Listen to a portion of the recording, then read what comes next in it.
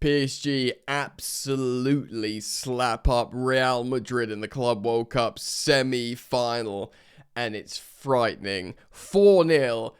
It should have been more. Of course, that fourth goal came at the very end. It was only 3-0 for so long because Paris Saint-Germain just basically knocked the ball around, got a final to play still. These Real Madrid players simply aren't up for it. Oh my word. They are good, Paris Saint-Germain. And Real Madrid's nightmare season goes on. We're going to speak about it today. Ballon d'Or frontman Ousmane Dembele getting a goal and an assist. Fabian Ruiz with a brace himself. And then Gonzalo Ramos scoring off the bench. And my word, we're going to speak about it today. Guys, welcome back to Football Yannick. Daily content here on the channel, and sometimes, like today, multiple pieces of content. So if you're interested in my commentary on football, then why not jump on board and subscribe to this channel. And if you choose to subscribe, hit the bell and etc. All that good stuff, like the video and all that lovely stuff. Yeah, man, we're going to get into it. Absolutely wild. This, of course, was the blockbuster, game of the two semi-finals. Of course, Chelsea, Fluminense. A lot of the neutrals and non-Chelsea fans were hoping the Brazilian team could do it, but Chelsea much too good on the day.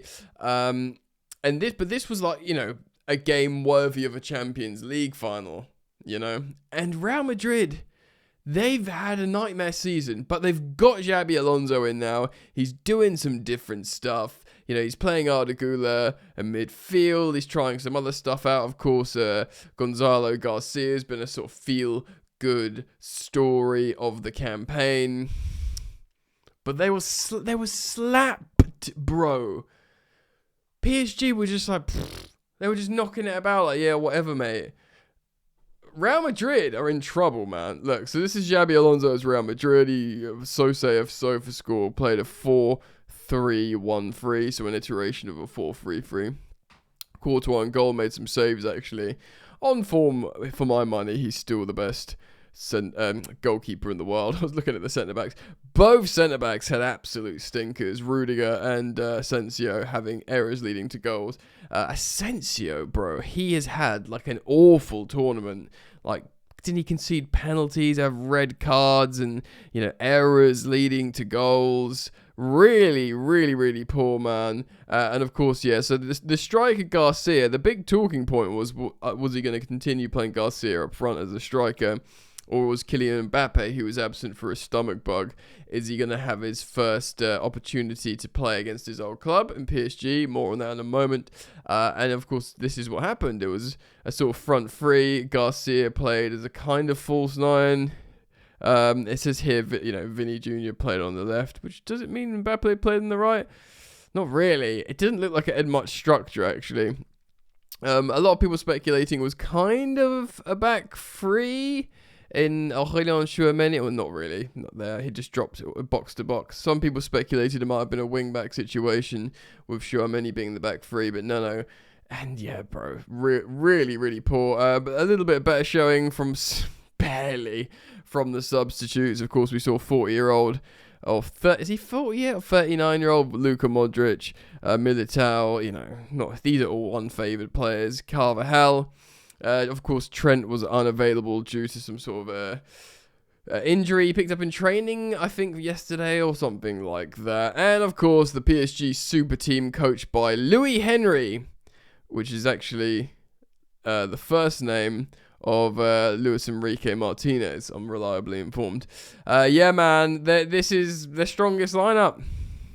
No, sorry, not the strongest. It would have been if Pacho was playing, of course. But he is suspended. But bar him, Beraldo's are good to fill in. Of course, Gigi Donnarumma in goal. The superstar fullbacks, Nuno Mendes. And, of course, Hakimi, oldest player on the PSG side of things. Marquinhos at the ripe old age of 30 years old.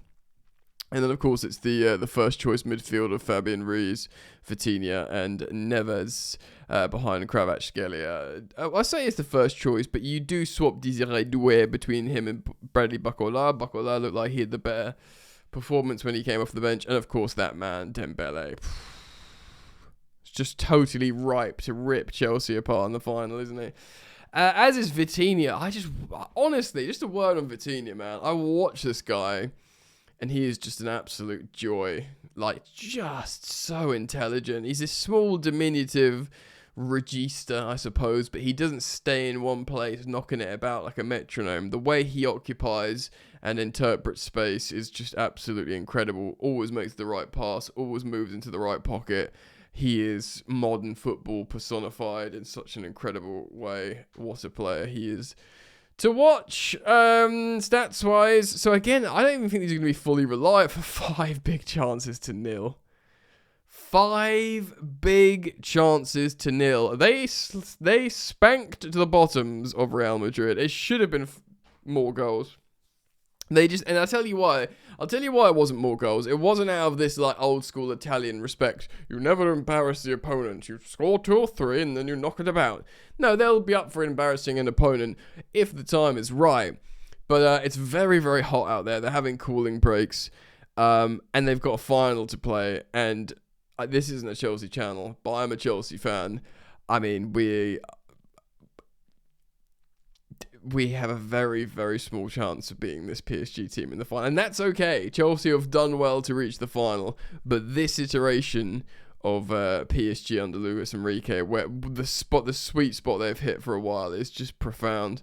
Of course, puncher's chance and all that, but my giddy aunt, they are so good.